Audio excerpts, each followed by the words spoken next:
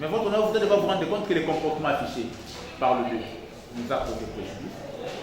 Quelque chose qu'on devrait bénéficier dans 48 heures. Ils nous prennent plus de 3 ans. Le prétendu liquidateur qui a saisi votre tribunal n'a pas d'existence juridique. Il n'existe pas en droit. Il y a des défauts de qualité. Mampouya Kakeya Oscar, liquidateur de la succession Guy Ikobo-Kobo, saisit le tribunal de travail de Kinshasa Matete contre les ex-employeurs de son défunt père, la radio-télévision catholique Elikia et l'économat diocésain de l'archidiocèse de Kinshasa pour le paiement de 2 comptes finales et des arriérés de salaire. De fait, qui remonte au 27 juin 2021. Selon les avocats de la partie de Mondorès, le défunt père de leur client aurait signé un contrat de travail avec la radio-télévision catholique Elikia et l'économat diocésain de l'archidiocèse de Kinshasa, où il avait travaillé comme directeur de marketing. Les avocats de la partie de Mondorès affirment que le comportement des défendeurs porterait préjudice à la succession.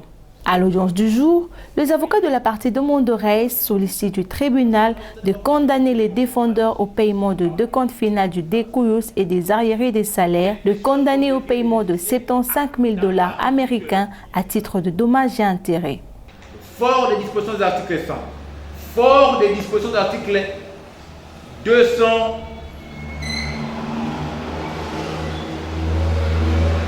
300 du code travail et 298, le tribunal entre en droit de condamner le défendeur solidairement au paiement du solde pour tout compte. Mais votre honneur, vous devez vous rendre compte que les comportements affichés par le juge nous a posé préjudice. Quelque chose qu'on devrait bénéficier dans 48 heures. Ils nous prennent plus de 3 ans. Sans qu'ils n'aient ni nos droits. Ils sont solvables, les sociétés existent bel et bien, l'économie c'est la caisse de l'église catholique, pour ceux qui ne savent pas. Ils sont dans une mauvaise foi, teintés d'un esprit de nuisance, juste pour nuire à nos successions, dit Ikobo.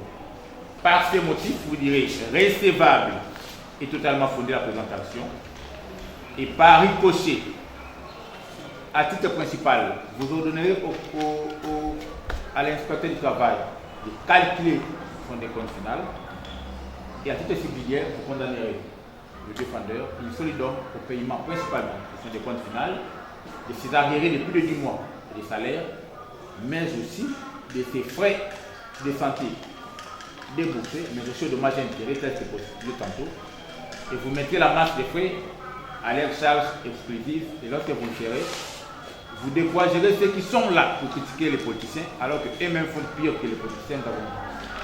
Et dispose alors le code de la famille. Le code de la famille dispose ici. Si les héritiers légaux et testamentaires mineurs. Les avocats de la partie défenderesse, pour leur part, sollicitent du tribunal de dire irrécevable la requête de la partie demanderesse pour défaut de qualité dans le chef du demandeur. Et dispose alors le code de la famille. Le code de la famille dispose ici. Si les héritiers légaux et testamentaires mineurs ou interdits qui sont présents dans la conclusion, les liquidataires devront être confirmés par le tribunal de paix pour les héritages qui ne dépassent pas 1 250 000 et par le tribunal de grande instance pour les autres héritages. Votre honneur, nous sommes dans une situation ad intestin. Et la loi prévoit que lorsqu'il s'agit des héritiers légaux mineurs et les héritiers testamentaires mineurs qui sont présents dans une telle succession, les liquidataires devront être confirmés par un tribunal compétent. À ce jour, par devant vous, vous allez vous rendre compte, soit vous allez constater que le prétendu liquidateur qui a saisi votre tribunal n'a pas d'existence juridique.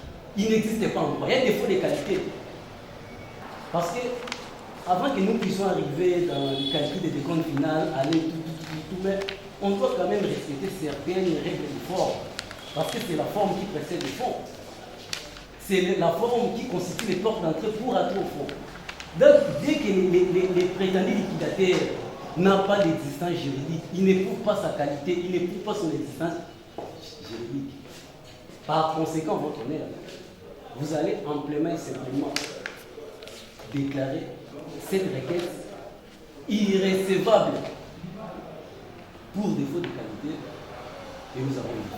Mais dans les cas d'espèce, cela ne porte nullement préjudice à la partie défenderesse.